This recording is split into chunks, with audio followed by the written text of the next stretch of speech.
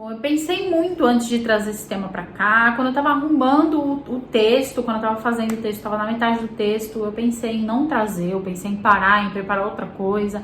Quando o texto já tava pronto, o roteiro já tava todo pronto, eu pensei em não trazer, mesmo assim, preparar outra coisa. Mas eu acredito ser um tema muito interessante e importante pra gente tratar aqui, por ser um tema bem delicado. Eu já gostaria de pedir, antes da gente rodar a vinheta, para vocês manterem o bom senso e o respeito na hora de comentar.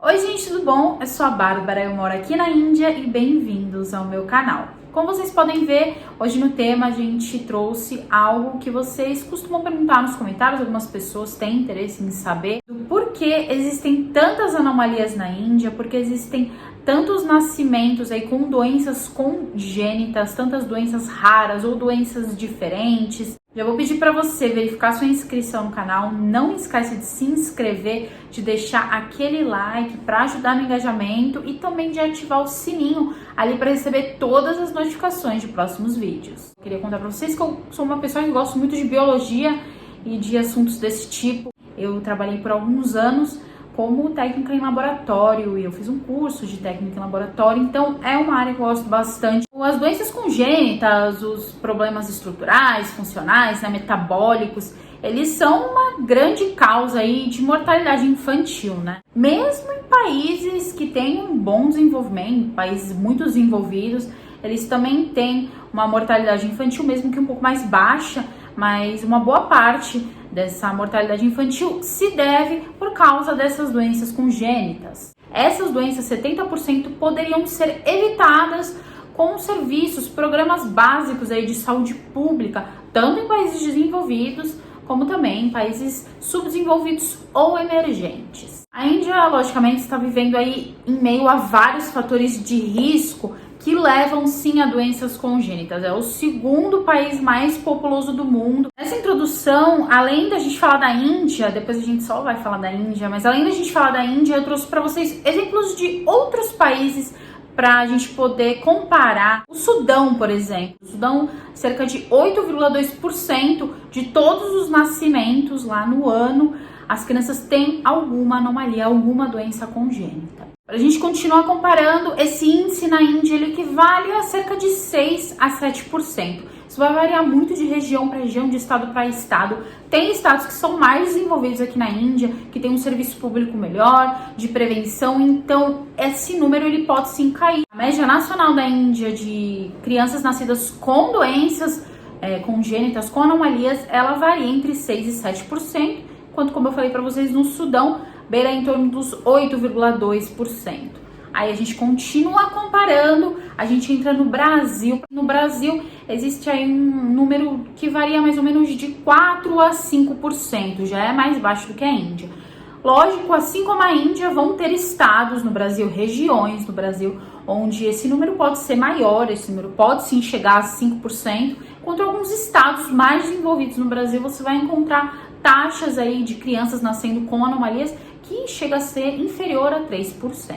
Na França, onde eu encontrei que é o país onde tem o menor índice, você vai encontrar menos de 4% aí do índice nacional, beirando aí os 3,8 a 3,9 na média nacional da França. Eu não queria entrar nesse assunto, né? Não é o assunto do vídeo, não é o assunto que eu quero trazer, já pra gente citar lá logo no começo, porque eu estou tendo um público novo, né? Que são pessoas mais religiosas, né? Algumas pessoas comentam com muito respeito, outras nem tanto. Isso não tem a ver com religião, tá, gente? As crianças não nascem com problemas, elas não nascem com alguma deficiência, elas não nascem com doenças congênitas porque um país X tem mais cristãos, porque um país Y tem mais muçulmanos. No Sudão, por exemplo, é um país majoritariamente muçulmano, enquanto o Brasil é um país majoritariamente cristão. Então, nos países para vocês que a gente exemplificou, a Índia é um país majoritariamente hindu, enquanto a França, que tem a menor índice de crianças nascidas com doenças congênitas, você vai encontrar cerca de 40 a 50% da população que não tem religião. Isso se dá por vários fatores de saúde pública, econômicos, e culturais, educacionais. Isso é uma série de fatores onde o fator religioso ele não se inclui nisso. A gente fazer um quadro aí da situação atual, de acordo com a Organização Mundial da Saúde e de outras pesquisas, mostram que cerca de 8 milhões de crianças nascem no mundo inteiro com alguma doença congênita, com alguma deficiência congênita, alguma anomalia. Eles acreditam que cerca de 94% desses casos se dão sim de países subdesenvolvidos ou países emergentes. As principais doenças a gente pode citar para vocês são problemas cardiopatas, né, cardiopatias congênitas. A gente pode encontrar síndrome de Down, pode encontrar doenças no tubo neural, pode encontrar deficiência no glicose 6-fosfato, muitas hemoglobinopatias, né, doenças no sangue, doenças no sistema sanguíneo. Esses estudos, a Organização Mundial da Saúde e outros estudos estimam que cerca de 70% de todas essas doenças seriam evitáveis. Agora a gente falando somente da Índia, lógico que é o nosso assunto principal aqui do canal, vou falar sobre os fatores que podem levar a essas deficiências congênitas. Um dos principais fatores, a gente vai encontrar a idade da mãe, né? Uma mãe que seja mais velha, uma mãe que seja acima dos seus 35 ou 40 anos, uma incidência de síndrome de Down, por exemplo, ela se dá em mulheres que foram mães acima dos 35 anos. E esse número aqui na Índia, de mães acima dos 35, ele equivale a 17% dos casos aí gestacionais. O outro fator que pode ocasionar doenças congênitas é a gravidez não planejada ou cuidados que faltaram aí durante a gravidez. Que cerca de 22 até mais, até 33% encontrei em alguns estudos, mostram que essas gestantes não receberam qualquer tipo de cuidado pré-natal. Cerca de metade das gravidezes... Gente, gravidezes...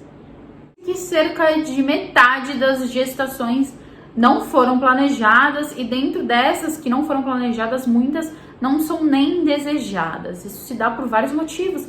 Falhas anticoncepcionais, conhecimentos inadequados, falta de informação, também por crenças religiosas. Um outro fator que contribui aí para os nascimentos de bebês com doenças congênitas é o fato de um dos pais, ou do pai ou da mãe, já ter alguma doença congênita. Alguns países por aqui, eles têm altos índices de hemoglobinopatias, são doenças aí conhecidas muito como as anemias, né, as talassemias, a hemoglobina E, existem diversas. Uma das mais comuns também é a anemia falciforme. Nossa, como eu ouvi falar de anemia falciforme quando eu fiz o curso. Os índices desses tipos de doenças do sangue, né, eles são muito altos aqui nessa parte da Ásia e, é claro, aqui pela Índia.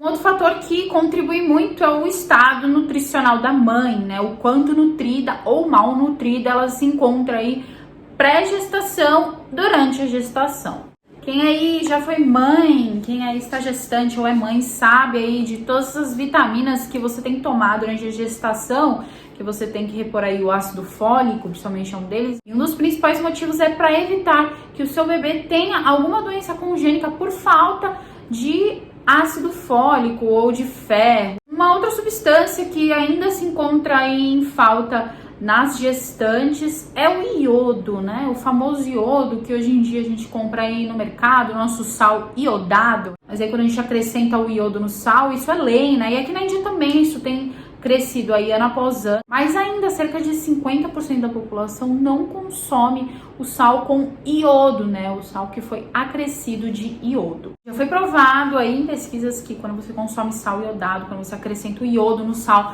da população do seu país, isso diminui sim as chances de você ter doenças congênitas, alguns problemas na tireoide. Eu também falo de uma forma geral, de estado nutricional, de falta de outras substâncias também. Aqui na Índia, eles acreditam que 55% da população feminina seja anêmica. É claro, essa anemia vai prevalecer em gestantes, esse número pode aumentar até para 55% ou mais. E também em mulheres que amamentam, que esse número pode aumentar para mais de 60% até 65% das mulheres que amamentam aqui na Índia podem estar anêmicas. Um outro fator é o uso de algumas substâncias, a mais famosa delas, como por exemplo o tabaco. O tabaco ele é muito utilizado aqui na Índia e, lógico, muito mais entre os homens do que entre as mulheres, mas eles acreditam que cerca de 11% da população feminina consuma tabaco.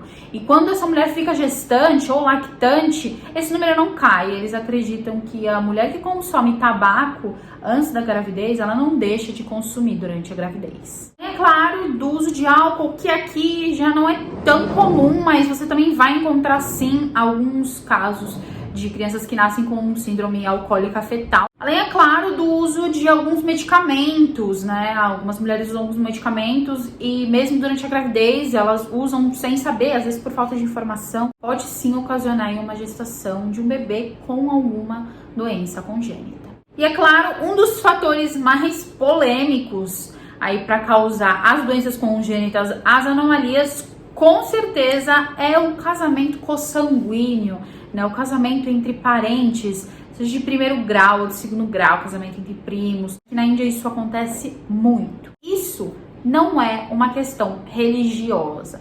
Isso não está relacionado à religião. Os textos védicos, né, a religião hindu, ela não incentiva o casamento entre primos, entre meio-irmãos, entre tio, entre sobrinho. Ele não aconselha, a religião hindu de forma alguma aconselha o casamento consanguíneo. Muito pelo contrário. Conversando com o meu marido, inclusive, ele soube que eu ia fazer esse assunto, ele me falou que existe uma denominação chamada Gotra, que é que toda família tem os seus antepassados, né, aí de onde eles vieram, da árvore genealógica, o seu DNA. E isso não está relacionado de forma alguma com as castas. Os gotras, as gotras e as castas são duas denominações completamente diferentes. As castas, elas estão relacionadas nos textos Vedas com a função daquela pessoa, daquele homem que ele passou para o seu filho depois. Mas isso não está relacionado ao seu DNA, isso não está relacionado ao seu sangue. Os gotras estão relacionados à árvore genealógica, a gente poderia dizer assim. Mas é claro, de muitos e muitos antepassados. E de acordo com essa definição dos gotras, eles dizem que quando você vai arranjar um casamento, quando você vai fazer um casamento aí de um homem e de uma mulher, eles não podem ser ali do mesmo grupo, né? Não, porque existem riscos. É desaconselhado o casamento consanguíneo. Mas, Bárbara, por que isso acontece? Diversos outros motivos que seriam relacionados à cultura e não à religião. Eu moro bem no centrinho aqui do país, o estado fica bem no centro aqui da Índia, mas a nossa cultura aqui no estado de Madhya Pradesh, ela é considerada uma cultura norte-indiana. E na cultura norte-indiana não existe taxa de casamento consanguíneo maior do que 2%, né? 1 a 2%. Já para o sul da Índia, essa taxa ela pode chegar de 40% a 50%. Olha a discrepância, é muita diferença. É muito alta, são muito altas as taxas de casamento consanguíneos lá para o sul da Índia. Você vai encontrar uma prevalência de estados onde você vai encontrar muitos cristãos, onde você vai encontrar aí uma parte que seja muçulmana. No estado onde eu moro, que tem uma cultura norte-indiana, onde eles não fazem casamentos consanguíneos, você vai encontrar 90% da população aqui no estado onde eu moro é hindu. Lá pro sul da Índia, você vai encontrar mais uma mistura de religiões por lá. Você vai encontrar muitos cristãos ali no estado de Kerala, no estado de Tamil Nadu, ali um pouco mais para cima no estado de Goa, você vai encontrar também. E nesses estados existem muitos casamentos consanguíneos. Não estou falando que eles casam entre parentes porque são cristãos. Como eu falei aqui, não tem nada a ver com religião. Os casamentos consanguíneos, eles já não são mais tão comuns como eles eram, mas eles ainda têm sim altas taxas. E para quem já teve aulas de biologia e gostava muito de biologia, para quem lembra dessas aulas aí de DNA, muitas dessas doenças são de caráter recessivo. E o que uma doença de caráter recessivo ela significa? Se o seu pai ou a sua mãe tem aquele gene para aquela doença, seja uma anemia falciforme, se um deles tem esse gene e passa para você, você é um portador, mas você não vai desenvolver aquela doença, você não vai desenvolver nenhum sintoma, porque somente um deles te passou, né? Somente um deles tinha aquele gene ou somente um deles te passou. Que uma doença recessiva, onde o seu pai e a sua mãe, eles têm aquele gene daquela doença, e os dois vão passar para você, você com certeza vai apresentar aquela doença. Pode ser que o seu pai e a sua mãe não apresentem neles, que eles nem sabiam que eles tinham aquela doença, que eles nem sabiam que eles carregavam aquele gene, porque eles só são portadores. Mas quando os dois são portadores e passam para você, você acaba desenvolvendo aquela doença congênita. Isso, lógico, vai prevalecer entre pessoas da mesma família. Faz todo sentido, né? Por isso eles falam que o casamento consanguíneo, ele pode ser tão perigoso, né? Quando você tem aí os seus herdeiros, isso possa vir a ser um grande problema. Como evitar, né? Como que um país evita esses altos índices de nascimentos com doenças congênitas? Isso tem que ser tratado a partir dali, né? O que causa? Dá para essa população serviços básicos aí de saúde? Se você dá para essa gestante um pré-natal de qualidade, cerca aí de metade das gestações, elas não são planejadas. E o certo mesmo é que quando uma mulher, ela planeja engravidar, ela já deve entrar com reposição de ácido fólico e até de outras vitaminas prescritas pelo médico. Esses serviços públicos, esses serviços até de genética comunitária, né, que a gente fala, eles são muito precários aqui na Índia, para eles conseguirem arrumar essa questão aí, tanto da mortalidade infantil, como desse ainda alto índice de crianças que nascem com doenças congênitas, com anomalias. Eles precisam primeiramente rastrear, né, essas doenças vindo dos pais, né? Rastrear se algum dos pais tem já alguma doença ou se ambos têm. Eles têm que verificar o estado nutricional da mãe, fazer a detecção precoce de qualquer questão que essa mãe tenha. Tem que informar sobre doenças sexualmente transmissíveis, tem que informar sobre outras doenças que podem sim causar malformações, como é o caso da toxoplasmose. Mais do que tudo, você precisa educar uma população inteira, né, para você conseguir diminuir essas taxas, tanto para você acabar com os altos índices de mortalidade infantil, como para você acabar com os índices de crianças que nascem com deficiências congênitas. Lembrando que na Índia, mais da metade, de 50% a 60% da população aqui na Índia, ela vive em área rural. E isso, lógico, dificulta mais ainda o acesso à informação, o acesso à saúde pública, ao planejamento familiar, dificulta você levar profissionais que sejam treinados aí para educar, ou para trazer informação, ou para trazer os nutrientes que essas mulheres precisam. Você não precisa só educar as mulheres, é lógico, você precisa educar homens e mulheres, né? Eu espero que vocês tenham entendido, gostado aí do vídeo todo. Se ficou alguma dúvida, vocês perguntam. Se eu não souber responder, eu vou atrás para procurar. Tem muitos assuntos que às vezes eu tenho interesse em saber, e acontece muito das palavras serem tão difíceis, da pessoa explicar de uma forma tão difícil que eu acabo não entendendo porcaria nenhuma, né? Então isso acontece muito comigo. Eu não quero trazer esse tipo de conteúdo que seja complicado de entender, que seja difícil de entender. Eu poderia dizer que sim, que o fato da Índia ser um país emergente, um país que ainda é considerado de subdesenvolvido para emergente, que não tem uma boa saúde pública, que não tem planejamento familiar, que não tem, as pessoas não têm informação sobre cuidados pré-natais, sobre cuidados mesmo antes da mulher engravidar, eles não têm acesso a essa informação, muitas pessoas vivem em zona rural.